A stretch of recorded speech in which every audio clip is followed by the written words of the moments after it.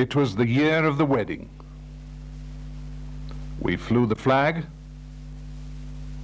and we celebrated too. It was the year of the disabled. This skillful worker is blind.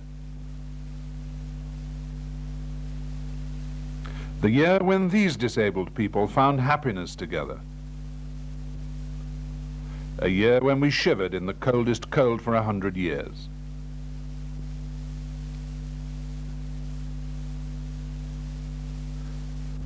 In a year of recession, wedding fever caught on. Welwyn, like the rest of the country, dressed itself overall, determined for a while to put aside talk of inflation and rising unemployment and share the national mood of celebration over the July wedding of the Prince of Wales and Lady Diana Spencer. Wherever you went, the flags and the decorations were out. It was a month of red, white, and blue.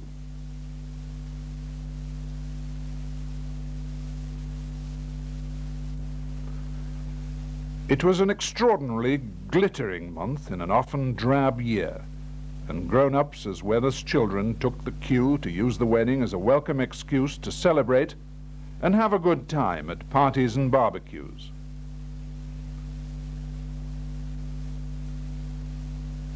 Perhaps a lot of people look back to the time when they were married themselves. In any case, for a time in Britain, there were not many other topics of conversation.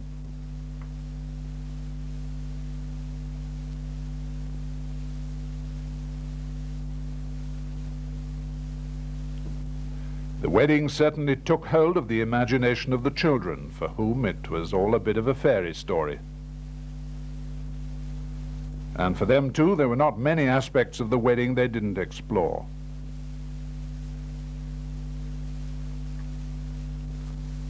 All over Welwyn, the streets held their children's parties to celebrate the wedding as they celebrated the silver jubilee of the Prince of Wales's mother, the Queen, a year or two ago. This is something the children will probably look back on for the rest of their lives. Not as a very significant event in itself, but a reminder as times change, as Prince Charles and his princess themselves grow older and have children of their own, a reminder of where they were and what they did to mark the wedding.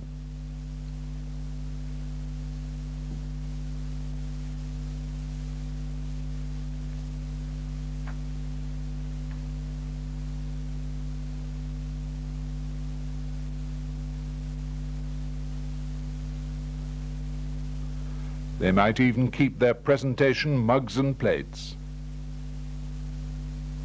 Perhaps they'll remember, as they look back over the years, just what they wore in the fancy dress parades.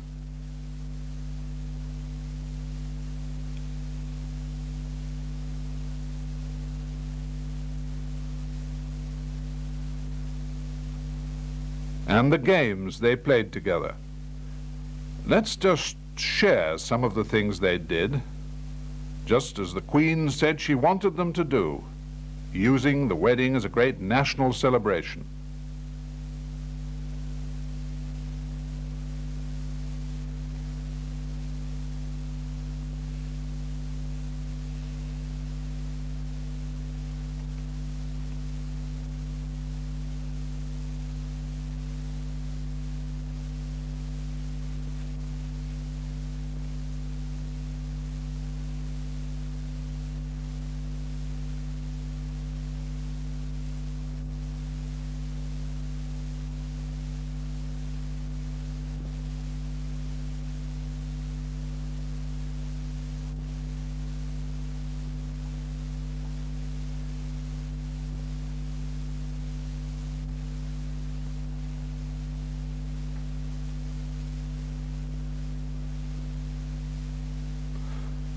And by the way, let's hope they keep a love for cycling, because, as you'll see in a minute or two, they could have a great future.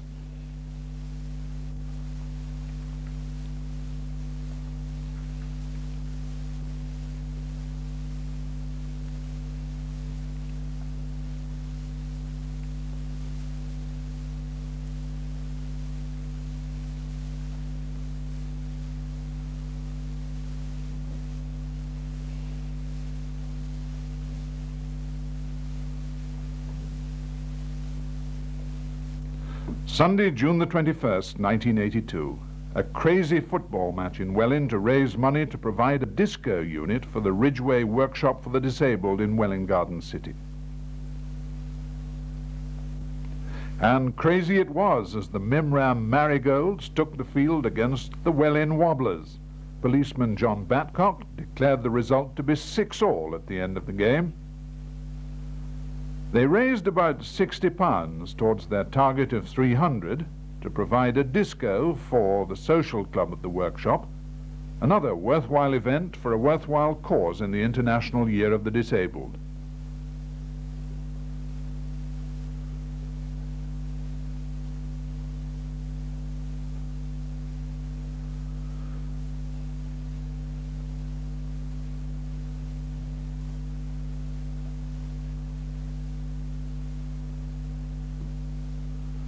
The statuette of St. Mary over the porch of the church that bears her name was garlanded with flowers on the day of the patronal festival.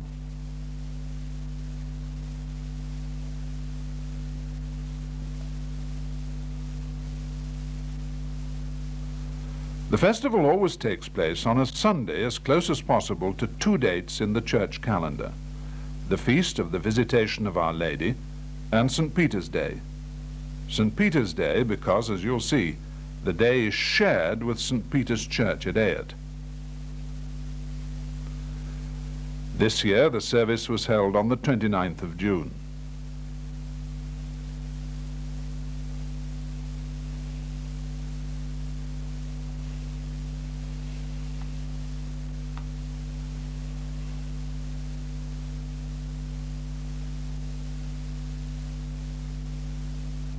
And the service was celebrated by the rector, the Reverend Terence Wenham.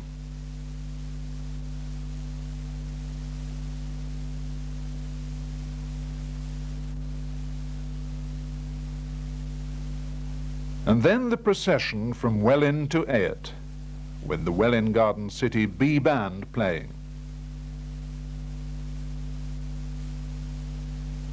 The route was to be through the High Street to the Plain, up School Lane, up the hill to the Ayot boundary, where the procession would be joined by the party from Ayot, and then to St. Peter's for their patronal festival.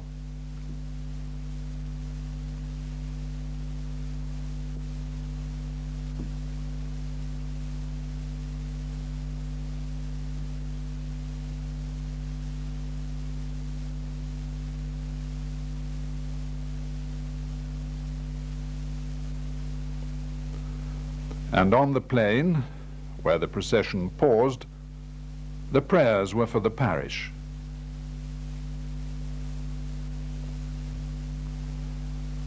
Later, the procession would stop outside the Queen Victoria Memorial Hospital to pray for the sick.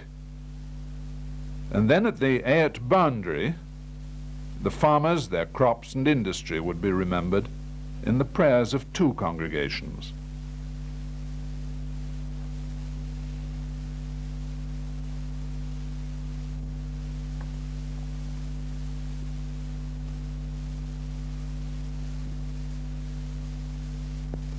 As it does every year, the physical face of Welwyn changed again in '81. Reflecting the need for more hotel accommodation in the area, the Clock Motel added more bedrooms.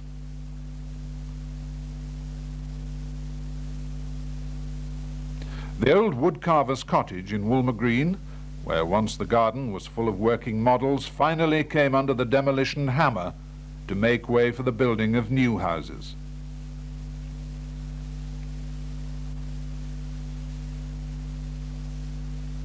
The new craze is video, and we duly got a shop to supply demand. All over the country, shops like this are opening to meet the needs of people who have added video equipment to their television sets at home, another way in which technical advances are changing our lives. In what was once the old saddler's shop, a policeman called Peter Howells decided to change course and opened a shop selling spectacular working models. Last year, the shop on the Horbush estate closed for lack of business. 1981, they put up a sign again. the shop opened again under new ownership.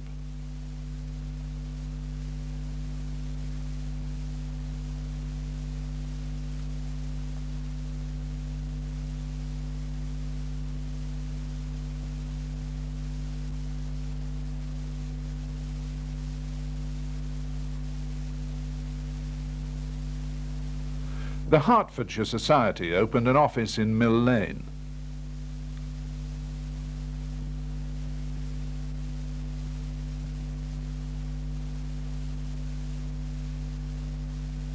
The High Street got another estate agent in the person of Mr. Brian Bishop, returning to the area from the West Country. The saga of the Lockleys Drive public lavatories went on, still there, still open. They'd been threatened with closure, but Welwyn Parish Council agreed to fine the £600 a year to keep them open, much to the relief of a great many people.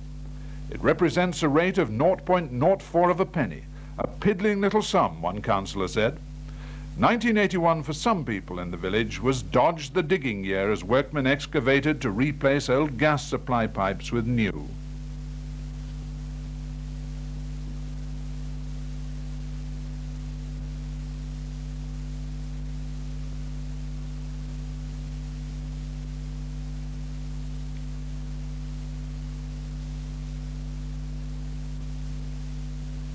Woolmer Green playing fields got a new pavilion. The original pavilion had been burnt down by vandals, and cost prevented it being rebuilt.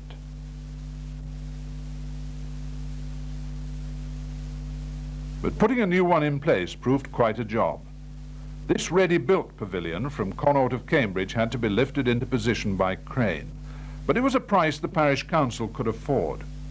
Before this one went into place, Welwyn Hatfield Council had offered to build a new pavilion for £36,000, but Welwyn Parish thought that would be too much of a burden on the rates. Buying ready-made was the answer. And just a reminder of what we were paying for petrol in '81, seems no time at all since we were talking about the £1 gallon. 500 years ago, when Welwyn was expanding rapidly, St. Mary's Sanctus bell was made. It hangs at the east end of the church, and this year it needed refurbishing. So the rehanging of the bell was marked by a little ceremony in which some of the children of the village rang out their ages on the bell until 500 rings were completed, one for each year of the age of the bell. Saturday, September the 19th.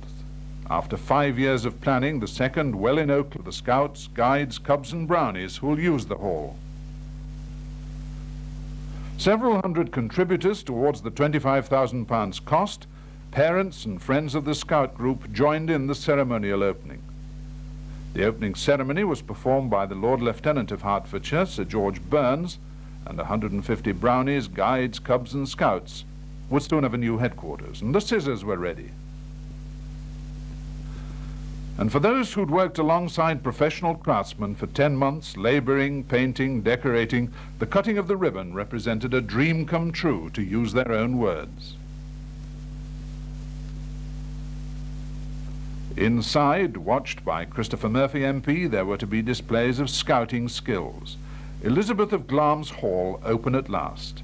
And the Queen Mother herself wrote from Clarence House, "I'm delighted to learn of the completion of the new headquarters building for Welwyn Oakland Scouts and Guides, and I am most touched that you should have decided to name it Elizabeth of Glamis Hall. It is, I know, intended that this exciting project will be made available for many varied activities, and I hope from my heart it will become a source of happiness, pleasure and fulfillment to all who come here in the years ahead."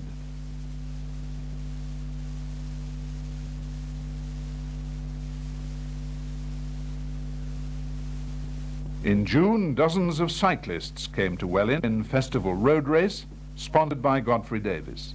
The race was a handicap, with the riders starting in 4 groups, with the juniors starting first and the strongest senior category riders starting last.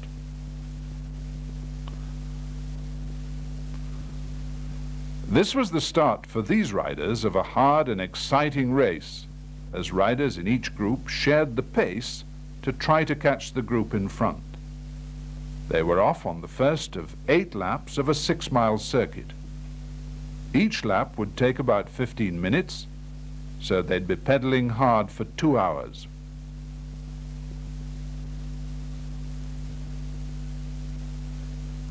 The circuit took them from the start at Godfrey Davis, under the motorway to Digswell, under the Digswell Viaduct, round to the B1000, under the viaduct again, and back to Welwyn.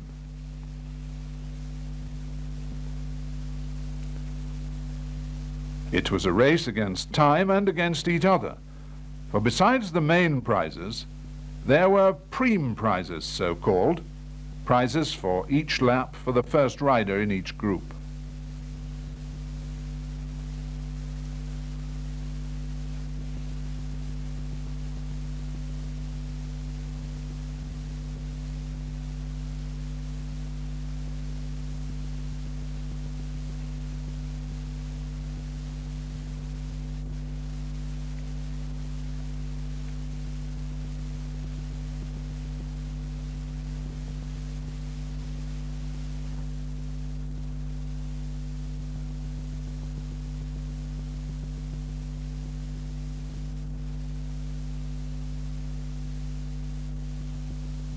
The finish at the steamer was all uphill, and some exciting sprinting there was, even with those tired leg muscles, as they forced their cycles up the steep road from the White Hart towards the steamer.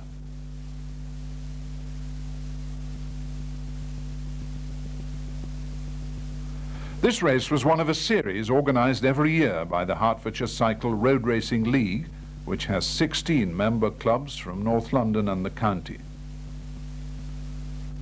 It brought a rapidly moving, colourful spectacle to this June Sunday morning. Cycle races of this kind are part of every town festival on the continent, and it's hoped that this festival road race in Welwyn will become an annual event. Naturally, not everyone could be a winner, but it was a great contribution to Festival Week with plenty of action.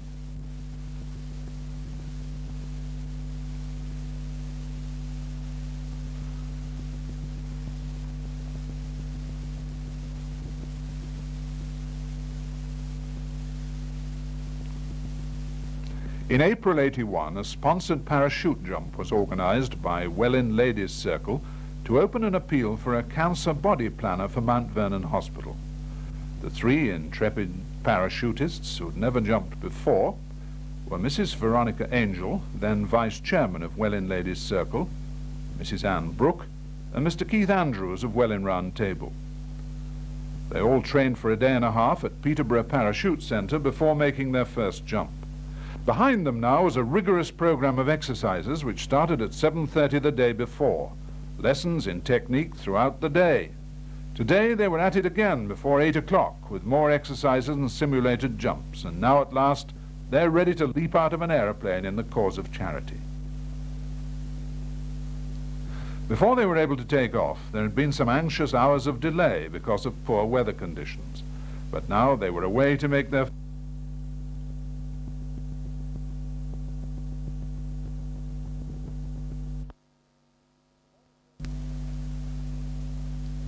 Before they were able to take off, there had been some anxious hours of delay because of poor weather conditions, but now they were away to make their first descent.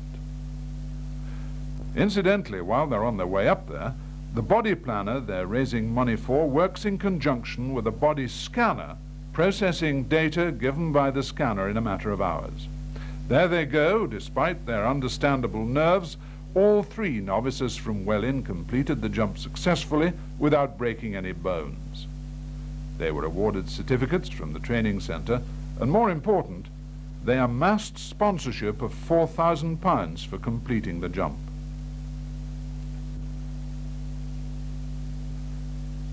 It was a happy landing for them. They didn't know it then, of course, but the £4,000 they raised, and which went to the Ladies' Circle area appeal, together with other generous contributions, was to mean that the body planner was purchased and in operation by Christmas '81.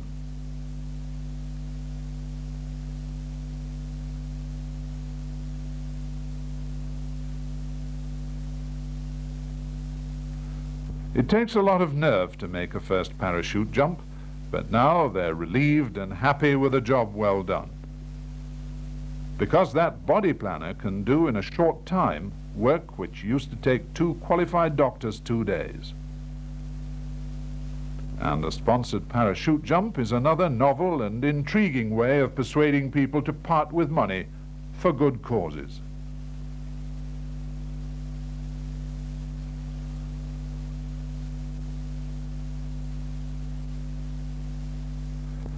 "27th of June, 81, another Danesbury fete, this year with a few differences.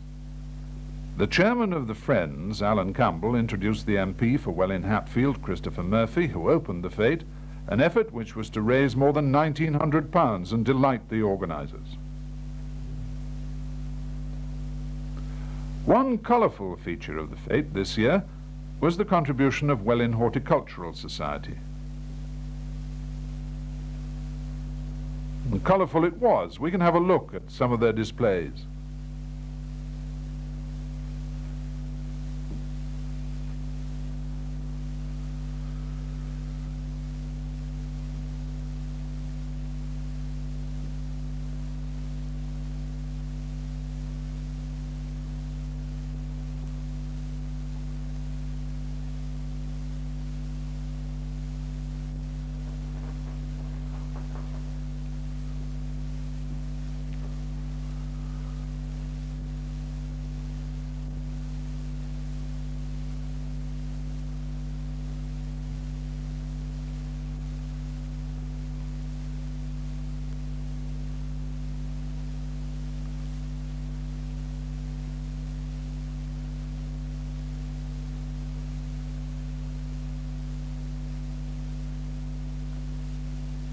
Another novelty was the teddy bear competition. Fat ones, thin ones, old ones, all greatly loved by their owners, who brought hundreds of them and not a picnic in sight.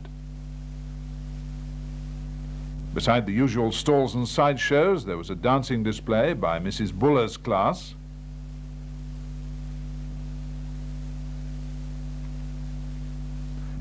And the steam engine was a guaranteed crowd puller. This one took Mac Barnes of Tuin 2.5 years to make. It's a 6th scale and runs on steam coal at 80 pounds pressure. In the Year of the Disabled, many disabled people showed how they could overcome their handicaps. Mr. Jennings, the piano tuner from the Garden City, is blind, but he can still tune pianos in Datchworth, Nebworth, Cuffley, Codicat, Kimpton, and in the Garden City.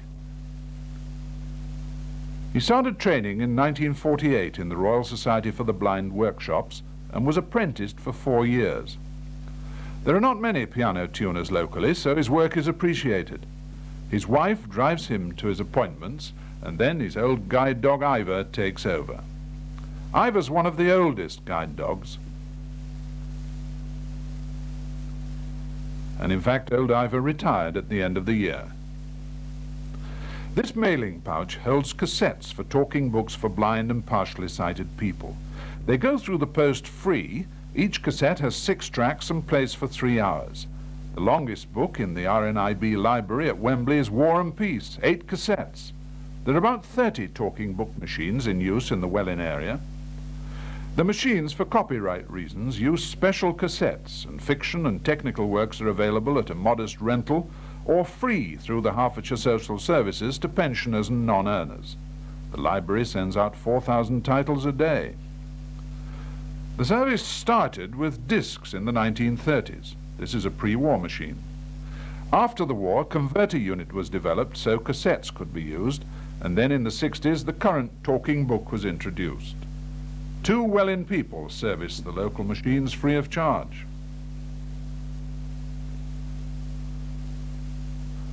St. Valentine's Day, 1981, when 2 Danesbury patients, both confined to wheelchairs, were married. Florrie Bourne, who's been a patient at Danesbury since August 1968, and Ron Simpson, who went there in April 1979, were married at Hatfield Register Office.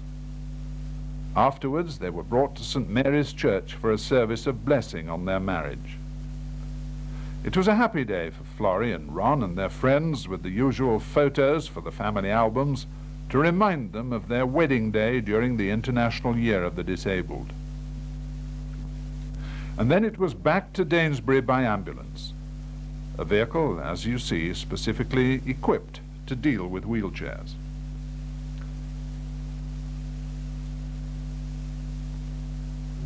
A room has been adapted for the new Mr. and Mrs. Simpson at the hospital, where they're very happy.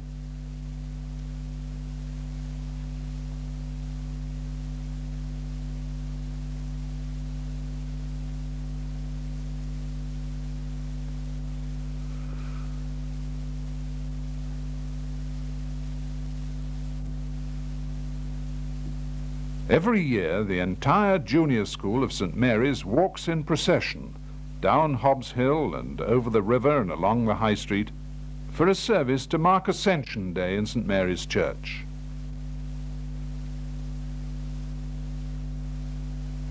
The procession is the continuation of a long tradition, one of those little landmarks in a year which link us with the past, because this Ascension Day procession and service has probably been held continuously since the founding of St. Mary's School by Dr. Young, who lived at Gessens in the 18th century.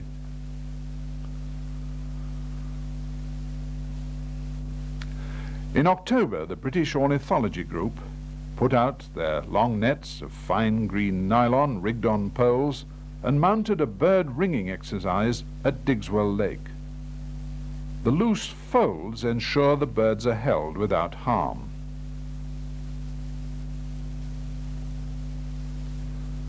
When these birds have been examined, their particulars are sent to the British Trust for Ornithology at Tring, where they become part of an international information exchange. The Trust has links with similar bodies in other countries, including Russia, and information is exchanged freely. Catching and ringing is done with great care so as not to harm the birds in any way. When the birds are taken out of the nets, they're put into a bag until the ornithologist is ready to measure and weigh them, examine their plumage, and record their particulars. It's possible, through this kind of catching, identifying, and recording, to trace the movement and migration of the birds found in our particular area. The captured birds are fitted with a very light ring around one leg. Each ring has a recorded code number, so the bird can be readily identified if it should turn up again in the future. The whole idea is knowledge, to find out more about our birds and their habits, their lives, their movements. Old friends have been known to turn up year after year, so that the life of even an individual bird can be studied. Changes in its plumage as it gets older, for instance. As the birds are caught and recorded, the ornithologists can estimate the size of bird populations.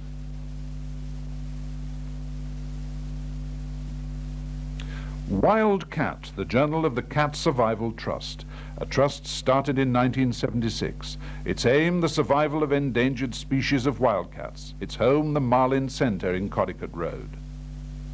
The centre's run by Mrs. Judith Moore, a teacher, and her husband Terry. They are specially concerned with smaller and less well-known species of wildcats and with advancing public knowledge. The centre has a number of wildcats in a planned breeding program.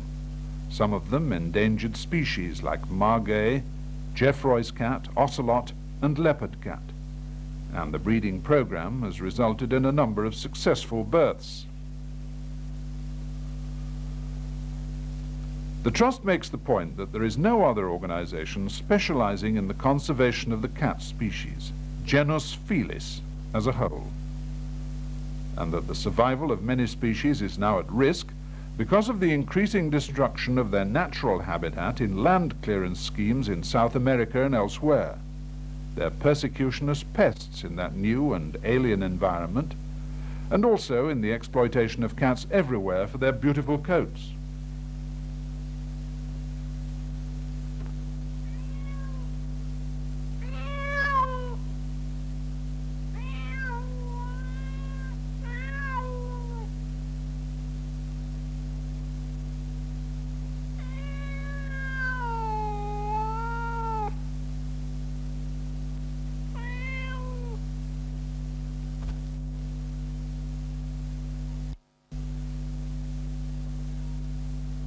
The centre is planning a special quarantine facility designed for wildcats. Because they're more highly strung than larger species, stress factors can cause heavy losses if they're not handled properly. The Trust is planning an observation and study centre for schools and universities, and is preparing itself to be the clearinghouse for information on every aspect of the cat species.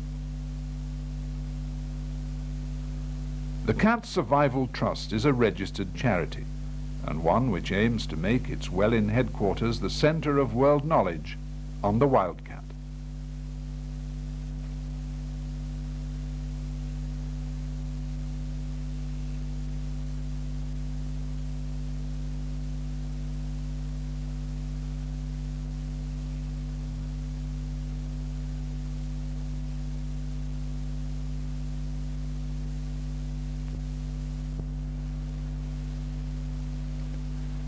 In 1981, Mr. Albert Steer retired as keeper of St. Mary's churchyard, a job he'd done since the early 60s. He was a professional gardener.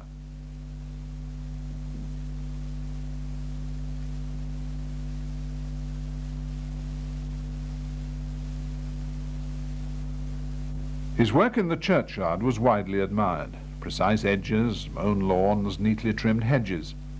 In his time, Mr. Steer worked at several of the big houses in the district, including Ayotbury and Lockleys when it was a private house. His father was a gamekeeper on the Danesbury estate. He can remember walking to work at Ayotbury from Potter's Heath for a wage of 35 shillings a week, and that's £1.75 today.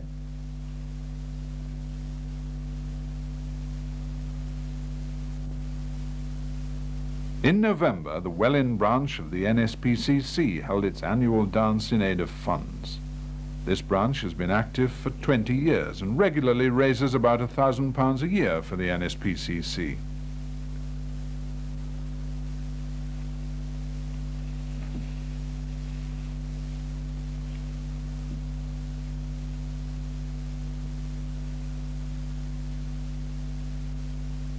This year, the branch made a presentation to Mrs. Florence Doughty, who retired as treasurer, a job she'd done for 9 years.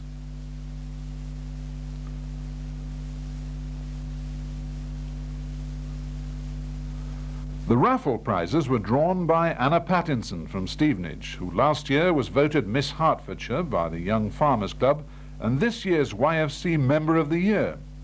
She already has 10 O-levels and is working for 4 A's, maths, pure and applied, biology and chemistry. She's hoping to study veterinary science at university, and she's applied to go on an exploration expedition to Greenland. Nice to know who's drawing the prizes, don't you think? Another of the activities during Festival Week in Welwyn was a special tour of footpaths conducted by Arthur Joy. It was not only a way of getting some fresh air and exercise.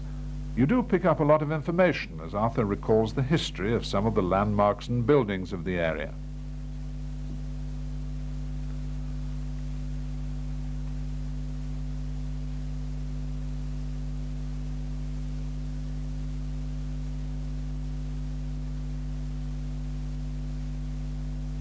Good to finish at a pub, too, the Plume of Feathers at Tewin, after 1.5 hours on the way.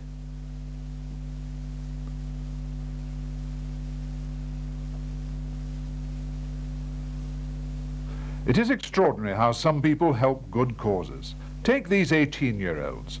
Sarah Thomas, Helen Adams, Sally Cook, Rachel Webley and Joe Yates. What do you suppose they're doing to raise funds for cancer research? They're here to deliver a singing telegram. After picking up the idea from a professional company in London, they thought they could raise money for charity by delivering tuneful congratulations on birthdays, anniversaries, retirements, or just when someone might need some good wishes. Oh, we are the Bobels, and we heard it was your birthday. Michael phoned us yesterday and said that it was so. We thought we'd better hurry before the day is over. So here we are, just want to say, have a happy day. Warms your heart, that sort of thing.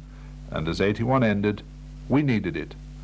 The snow came and memories went back to the winter of 62-63. The trees were beautiful. The roads were ghastly. The temperatures were among the lowest since records had been kept, and in many places the only happy people were the plumbers. Anyone who had to go out to work found it hard going. It was a time of tow ropes, jump leads and battery charges, but worth looking at.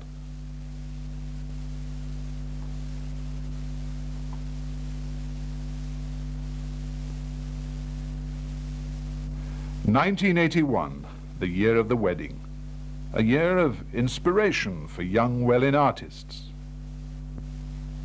Oh, that God the gift could give us to see ourselves as others see us. This year, the year of the wedding, and as it ended, we already knew that next year's the year of the baby.